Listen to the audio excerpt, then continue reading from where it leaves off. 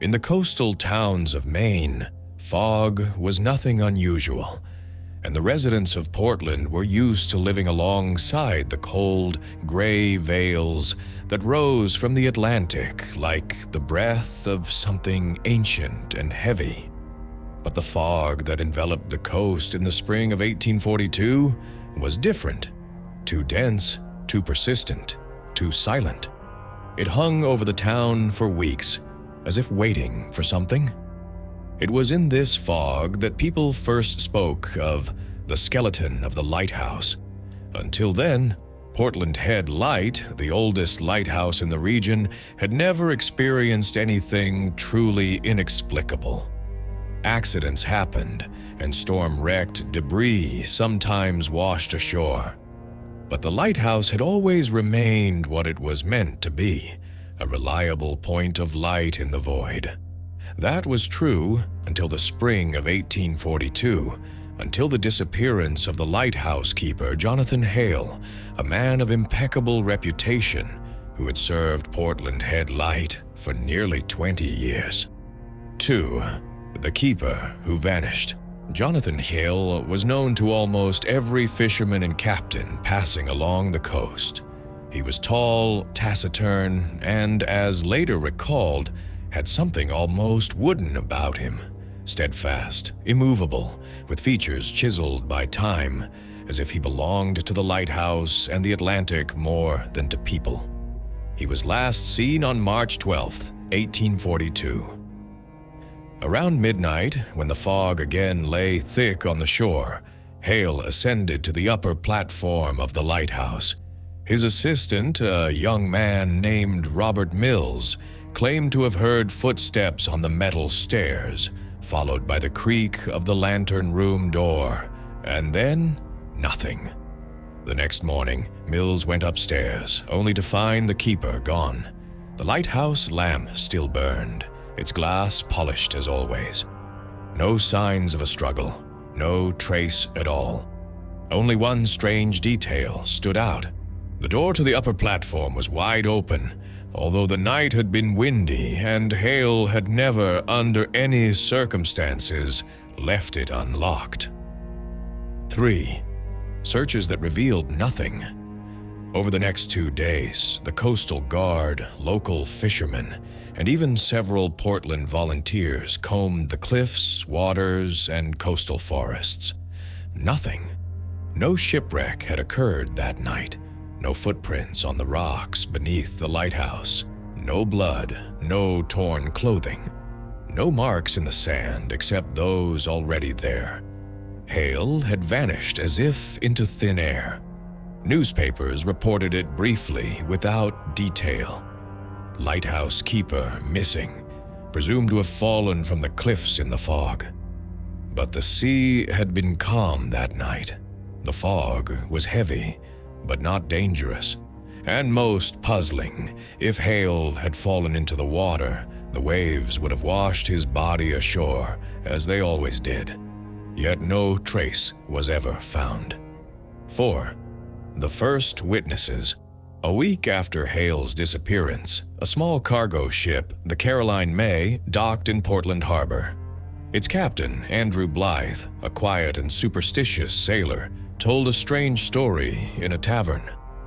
At night, passing Portland Head Light, he saw something on the upper platform of the lighthouse. A silhouette. A person standing motionless, leaning on the railing. It was Hale, the captain said, then immediately fell silent, as if regretting the admission. When pressed, he explained, "You see, I thought he stood there as always, in his long coat, but when the beam of our lantern touched him..." The captain paused. He was empty, like not a human being, like only bones. Laughter broke out, typical sailor's tale, but 3 crew members of the Caroline May confirmed the same. Yes, they had also seen the figure. It stood in place as the ship passed, then vanished into the fog. It did not dive. It did not walk away.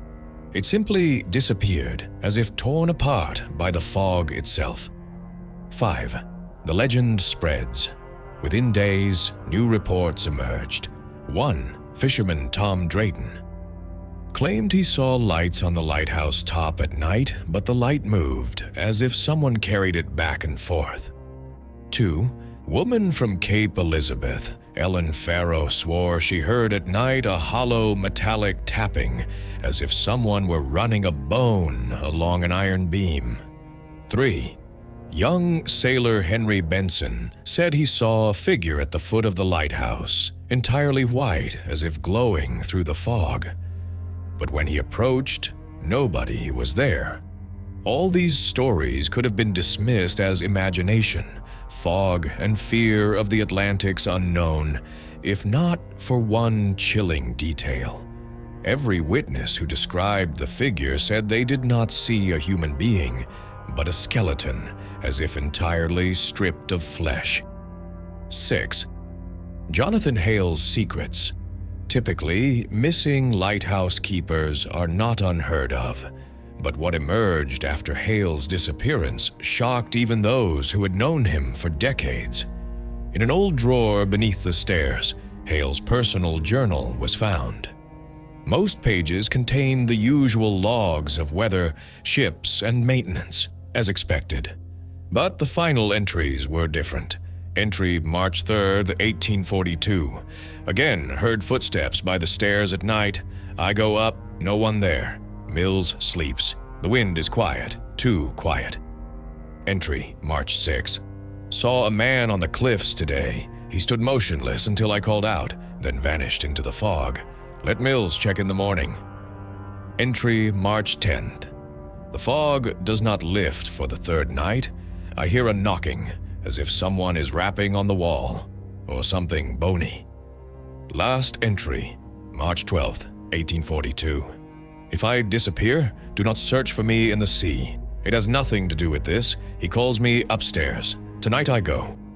The word he was circled 3 times. 7. The old sailor's confession. One fisherman, an elderly man named Silas Brent, recounted a story that provided context to the inexplicable events. Many years earlier, in 1811, a small brig, the Northern Gale, had wrecked on the Portland Head rocks. Only one survived the lighthouse keeper at the time, Caleb Marlowe. He descended a rope ladder to try and save the sailors, but the waves swept everyone away, except a young boy. 2 days later, the boy's body was washed ashore, broken bones, head twisted, arms outstretched as if grasping at the air. Since then, fishermen occasionally spoke. A boy walks in the fog near the lighthouse. It was just a local legend. No one took it seriously, until Hale vanished. 8. Nights when the fog comes early. From mid-April 1842, the strange occurrences multiplied. 1. Lights on the upper platform. Fishermen claimed they saw 2 lights at night. One regular lighthouse lamp, another faint, flickering as if held by an unseen hand. 2. Metallic knocking and creaking, similar to footsteps or bones tapping against iron. 3. Figures on the cliffs. Several described a tall, thin, entirely white figure with elongated arms, standing as if being pulled upward toward the lighthouse. 4. Missing animals. Local farmers lost sheep and goats. At dawn, the animals were found dead at the base of the lighthouse, lifeless, as if squeezed from the inside. 9. Unraveling the mystery. The strange events persisted through the summer. The lighthouse was temporarily closed. Mills was reassigned.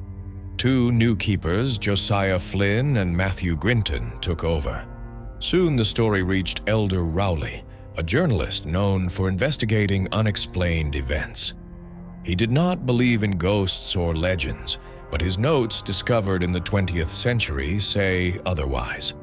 From Rowley's notes, July 1842, Flynn claims he saw a shadow directly behind the railing of the upper platform. He followed it, thinking it was Grinton, but when he approached, no one.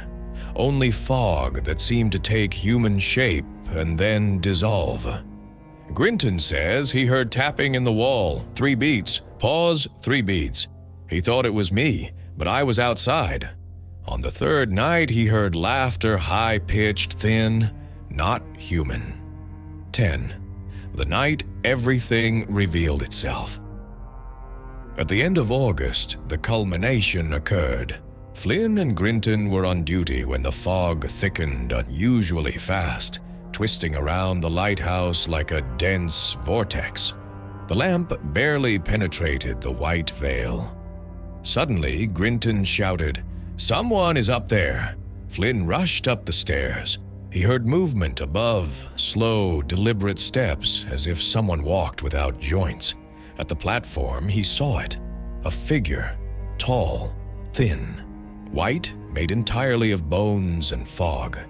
It slowly turned its head toward him, and Flynn, a man who had spent 20 years at sea, fell to his knees, not from fear, but from the sense of looking into emptiness, into meaninglessness, into the abyss of human essence.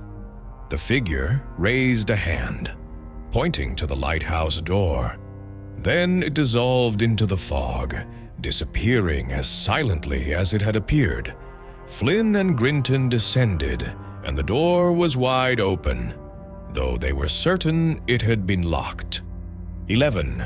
What they found behind the door, behind the lighthouse, in a narrow crevice among the rocks, lay a heap of bleached human bones. Nearby were remnants of torn clothing from an early 19th century sailor boy. Experts later confirmed this was the boy who had died in the 1811 wreck. But why was his body only found in 1842? Why had no one discovered it before?